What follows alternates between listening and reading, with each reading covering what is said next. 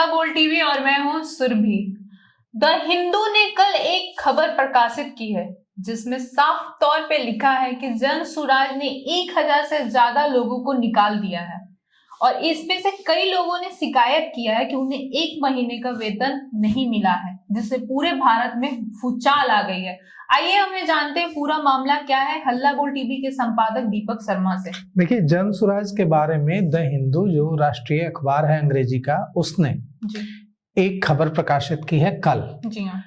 The Hindu ने लिखा है कि जनसुराज का जो संगठन है जेएसपीटी, इसने जो कंसल्टेंसी संगठन है, जो जनसुराज पार्टी को, जो जिसकी स्थापना मशहूर स्ट्रैटेजिस्ट प्रशांत किशोर ने की है, उसको अपनी सेवाएं देता है जेएसपीटी।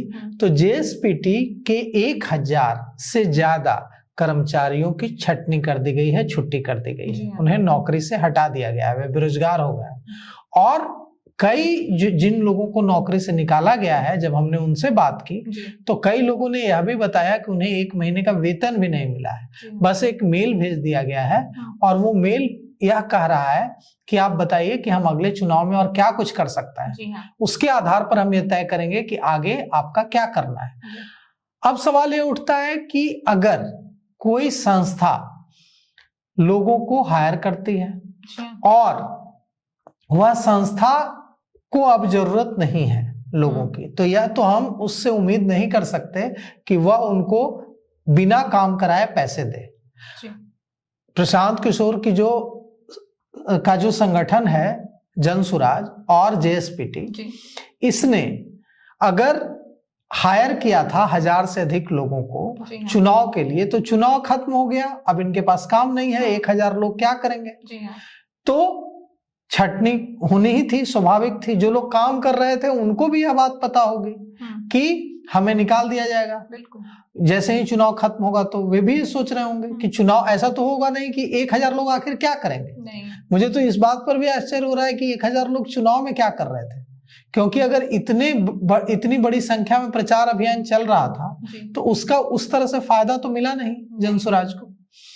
तो छटनी जो है, ले ऑफ जो किया गया है, वो उस पर कोई सवाल नहीं है, क्योंकि अगर कोई ऑर्गेनाइजेशन अपने एम्प्लॉय को किसी मकसद के लिए हायर करता है और अब उनकी जरूरत नहीं है, उनके लिए काम नहीं है उस ऑर्गेनाइजेशन के पास, 243 कैंडिडेट होंगे, सबके लिए प्रचार करना होता होगा, सबका फेसबुक, सबका इंस्टाग्राम, सबका जो ट्विटर वगैरह पर प्रचार करने का जो अभियान होगा, बाकी नारा लिखना, स्लोगन लिखना, बाकी जो सोशल मीडिया में प्रचार और बाकी चीजें ग्राउंड लेवल पर किस किस तरह की टीम होती है? बहुत सारी टीम, जैसे किस किस तरह का जो ये जो 1000 जो लोग थे वो क्या करते थे, किस किस तरह का काम करते थे? के लिए काम करना, व्हाट्सएप होता है, मीडिया होती हैं और बहुत तरह का प्रचार करना, उनके लिए उनका वीडियो कट करवाना, लोगों तक पहुंचाना ताकि लोग उसको अपने बाकी लोगों तक पहुंचाए सोशल मीडिया के माध्यम से। तो ये जो 1000 लोग थे ये क्या काम करते थे? जी, 1000 लोग थे कि फील्ड पे भी काम करते थे, कैंडिडेट के लिए काम करते थे। अच्छा, जाते भी थे जिलों में? हाँ, हर कैंडिडेट हर असेंबली में सर्वे वगैरह भी करते थे क्या? हर असेंबली में 4 एआई होते थे, वो काम करते थे, जाते थे फील्ड पे लोगों के लिए। ऑफिस में काम होता था उनके लिए, ऑफिस में और भी तरह के काम होते थे। प्रशांत किशोर के वीडियो हर जगह चलते थे, तो उसके लिए वीडियो लोगों को बताना, उनके लिए एक रोजगार भी प्रशांत ने दिया। ऐसा नहीं है, उन्होंने पीके ने काम भी बहुत अच्छा किया है। लोगों को, बहुत सारे लोग हैं जो अपने यूट्यूब के माध्यम से मोनेटाइज करा ले। नहीं, तो सबसे बड़ी बात यहाँ पर यह है कि अच्छा काम तो किया, इससे कोई दिक्कत नहीं है, और उन्होंने कई सारे ऐसे मुद्दे उठाए जो अब सरकार कर भी रही है, उनको अमल में भी ला रही है। तो प्रशांत किशोर के मुद्दे जो उठाने से भले वे चुनाव न जीते हों, बिहार के लोगों का तो जरूर फायदा हुआ। कई सारे ऐसे मुद्दे जो कि बिहार में, अगर प्रशांत किशोर बिहार की राजनीति में नहीं आते तो वो मुद्दे बनते ही नहीं, पहले कभी बने भी नहीं थे। प्रशांत किशोर आए इसलिए वो मुद्दे हर पार्टियों को उठाने पड़े, क्योंकि प्रशांत किशोर उन मुद्दों को इतनी मजबूती से उठा रहे थे, सबको लगा कि ये मुद्दे हैं। लेकिन सवाल उठता है कि ये जो चर्चा आ रही है कि 1 महीने की सैलरी नहीं दी गई, ये तो अपराध है। अगर आप किसी से काम कराते हैं, अगर मैं किसी व्यक्ति से काम कराता हूं तो मुझे अपनी खेती बाड़ी जमीन बेचकर सैलरी देनी हो तो भी मैं दूंगा, ये तो नैतिक दायित्व है। तो ऐसा क्यों सुनने में आ रहा है, कई ऐसा भी क्यों कह रहे हैं कि उनको 1 महीने की सैलरी नहीं दी गई? क्या इसमें सच्चाई है? जी, हालांकि उनके तरफ से मेल आया है 3 महीने का, तो 3 महीने के अंदर आपको पैसा दे दिया जाएगा। 1 महीने की सैलरी दे दी जाएगी 3 महीने के अंदर। मतलब अभी कहा गया कि अभी आप सेवा में नहीं है और ये जो नवंबर की जो सैलरी है वो 3 महीने के अंदर देने का वादा किया गया। ये तरीका भी गलत है। नियम ये कहता है कि अगर आप किसी को नौकरी से, सेवा से हटा रहे हैं तो उनका बकाया तुरंत दें और उसके बाद उनको हटाएं। ऐसा आप नहीं कर सकते हैं कि आप उनको नौकरी से हटा दें और कहें कि 3 महीने बाद आपका जो बकाया है वो हम सेटल करेंगे। ये तरीका भी गलत है। लेकिन हो सकता है, हम तो ऐसा नहीं जानते हैं। हमें तो पता है कि प्रशांत किशोर को पैसों की कोई दिक्कत नहीं है और प्रशांत किशोर खुद भी प्रेस कॉन्फ्रेंस में कहते रहे हैं। प्रशांत किशोर के प्रवक्ता हैं अरविंद सिंह यहाँ आए थे हल्ला बोल टीवी के दफ्तर में, उन्होंने कहा था कि करोड़ों रुपए हैं प्रशांत किशोर की पार्टी के पास, पैसों की दिक्कत नहीं है। हम लोग लोगों से पैसे मांगेंगे और हमें मदद करने वाले लोगों की कोई कमी नहीं है।